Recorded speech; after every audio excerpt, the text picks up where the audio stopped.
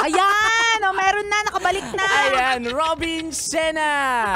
Alam mo kaya sinasabi ko talaga ngayon, maging mabuti tayo ngayon. Kasi iba talaga ang naidudulot ng traslasyon natin. May mga himala. Ayan. Kapag hindi ka naging mabuti, naku gagi pare, katulad nito, babalikan ka. Oo, dadaanan ka ng mga tao. Ganon. Dahil traslasyon ngayon dito sa Maynila, meron ba sa Bicol, Konyo Bicolano, na tulad nito, mga tradisyon ng traslasyon? Kamukha ng traslasyon ng Nazareno, meron kaming tinatawag na Peña Francia Festival. Every September may traslasyon din kami kung saan itinatawid si Mahal na Ina, Virgin Mary sa river. Ayan, so dinadagsa din ito ng maraming tao, mapabicolano or hindi man, kasi naniniwala kami, parte ng kultura namin na nagmimilagro ito. Actually sa amin din, sa mga Kapampangan, sa amin naman, ang aming patron saint kasi si San Pedro. Kilala siya sa tawag na Apong Iro. Tinatawid din siya sa ilog. Kaya nakakatuwang isipin na rich ang ating culture at tradition, specifically pagdating sa relihiyon. Oo, legit yan. Pero tsaka iba pala yung vibe pag ganito yung pinag-uusapan Kaya nga, natin. parang ang bait ng bibig natin. Pero marami tayong mga kabisyo kasi na hindi pamilyar kung ano ba yung mga kaganapang nangyayari dito. Tuwing traslasyon ng Nazareno. Kaya eto kabisyo, ibibigay namin sa iyo ang huling dalawang mga ganap tuwing traslasyon! Tara, kape! Tara, kape! Ayan, muna tayo sa number 1. Inot. Muna, ito ang mga first-timers.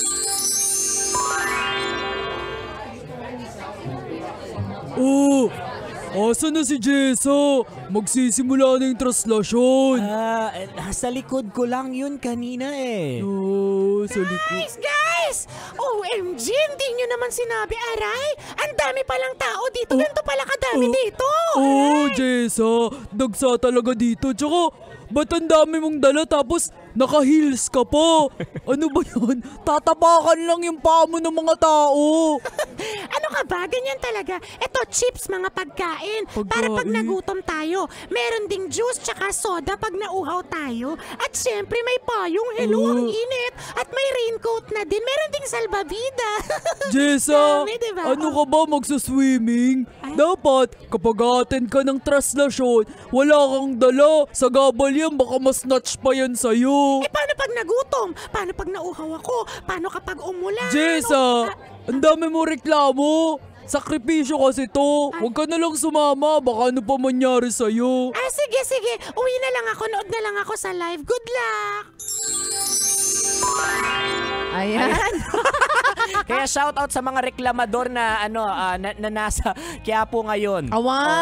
Ito yung mga nahugot ng kaibigan para lang may maipost sa FB at IG. Legit to, pero mga first timers, maganda kung first timer ka sa mga ganitong klaseng event talagang mag-research ka, alamin mo talaga yung mga best practices para din ito sa safety mo. Totoo. At saka hindi rin kasi biro yung pagsali dito Yung iba kasi talagang ito yung panata nila, sakripisyo nila to. So yung iba extra effort yan, yung iba pupunta ng nakapaa. Yan. Ayan, pupunta ng hindi nakaligo. Ang parusa hindi sa kanila pero sa mga taong makakatabi nila. Oo nga.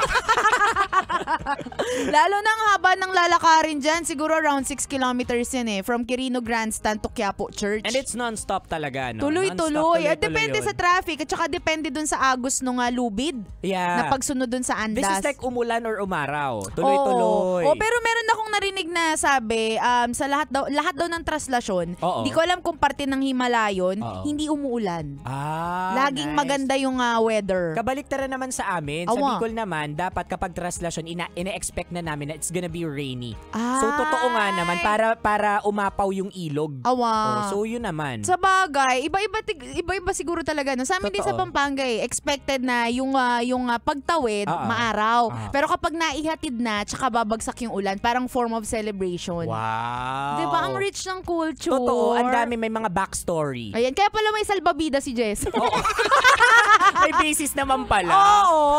Ayun, anyway, that's number 1. Pero tayo sa last but not least, number 2. Pangadwa. Ito ang media coverage. Mar! Hoy, Mar! Tingnan mo! May mga reporter na nagsushoot dun, Oo, mga taga-RH-TV yan ng DZRH. Tuwing traslasyon, nagko-coverage talaga yung mga yan para mag-atid ng mga latest na ganap. Ay, Pak! Wait lang, magre-retouch ako. Oily pa ba ako? Parang lagi ka namang nagre-retouch eh. Bakit? Oily pa ba ako? O kumusta yung itsura ko? Okay pa ba? Oo. Jessa, bakit? Malamang, pupunta ako dun sa likod ng reporter. Dun sa may cameraman na nakalagay, Ken Nonoyama. Ay, akala ko A1 Alfaro. Para mapansin ako at maging dahilan para maging artista ako. Jessa, ano ka ba? Nandito tayo bilang deboto, hindi para mag-audition. Ano ka ba? Ito naman, sige na nga. Ayan. Isa sa mga nakikita ko kasi tuwing traslasyon coverage. So ako bilang isang probinsyano, nakikita ko lang siya sa TV. So may nakikita ko doon kapag nagre-report yung mga reporter. Sa likuran may mga kumakaway-kaway. Ayan. So sila ang inspirasyon nito. Oo, baka yun pala talaga ang goal nila. Oo, nang name drop si Jessa. Crush ni Jessa yung sa DZRH. Si Ken. Akala ko si Sir She. Si Sir She.